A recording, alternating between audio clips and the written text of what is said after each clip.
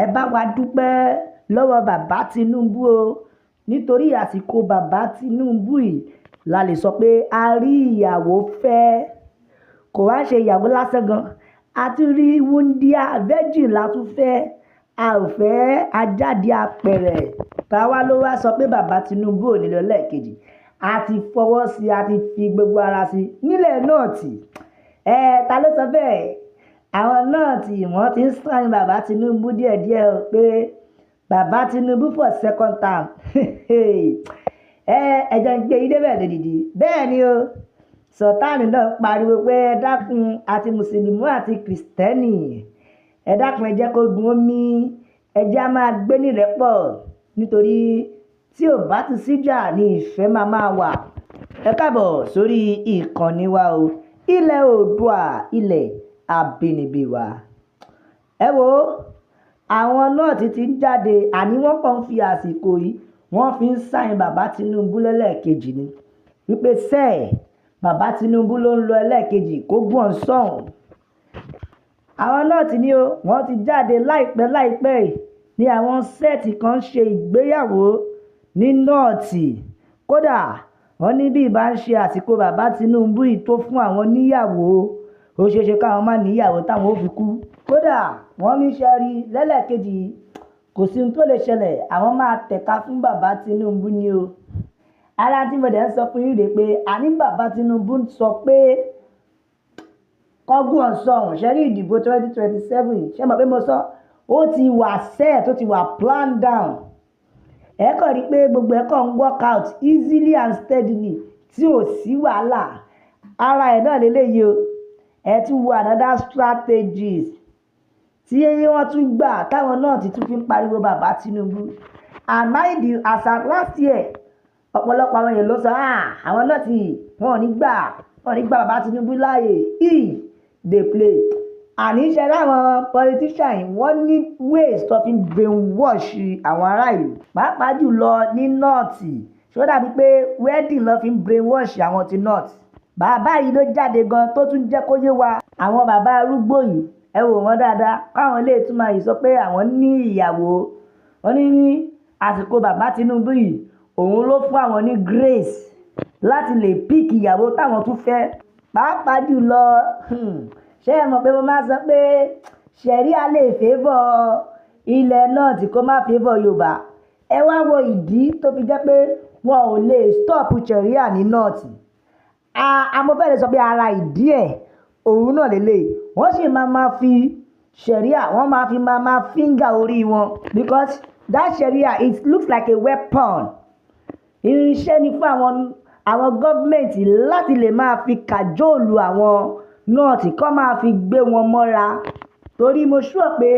inú ṣẹ̀ríà ló ti máa mú kọ́ máa ṣe ìgbéyàwó eléyìí jáde so ó wá dàbí pé ṣẹ̀ríà lọ ṣe ló dà pé ó ń favour àwọn gọ́ọ̀mẹ̀ntì dáadáa ìdí rèé tó fi lè wipe out ṣẹ̀ríà nílẹ̀ nọ́ọ̀tì débi pé ọ̀kan lára àwọn tí ẹ ń rí yìí tẹ́ mo fídíò wọn yìí ìkọ́ sọ̀rọ̀ nú ẹ̀ oníṣẹ́ wo pẹ̀lú bóun ṣe dàgbà tó yìí òun ò fẹ́ ajáde apẹ̀rẹ̀ kódà òun ò fẹ́ ẹni tó ti bímọ tàbí opó kankan ó ní wúndíá gidi ni òun fẹ́ kódà virgin lòun fẹ́ ó ní pàápàá jùlọ gbogbo ọjọ́ orí ọmọ tóun fẹ́ ò ju 17 years lọ ṣẹ̀wárí ìdí tó fi jẹ́ pé a gbọ́dọ̀ dúpẹ́ fún àsìkò bàbá Tinubu tó fún wa níyàwó nírọ̀rùn ṣẹ̀wárí sí pé àwọn nọ́ọ̀tì let me just say they stand firm with bàbá Tinubu wọ́n dúró gbáyìn lẹ́yìn bàbá Tinubu pẹ̀lú bàbá Tinubu ni tó túmọ̀ sí wípé bàbá Tinubu ó ti ní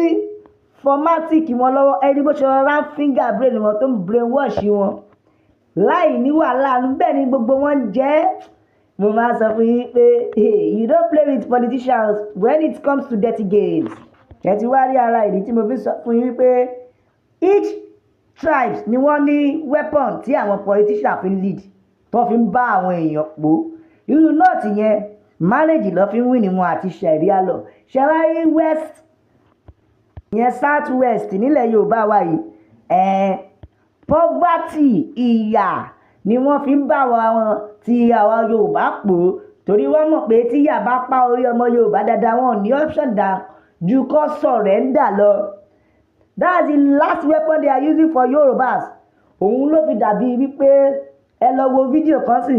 tí wèrè kan fi ń pín ráìsì láàrin èmi àti tí ìbá ń ṣe wípé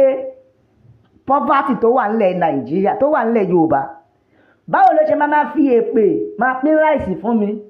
Ó fẹ́ fún mi kó tún fèpè sí. Ṣùgbọ́n they don't have any option than to collect it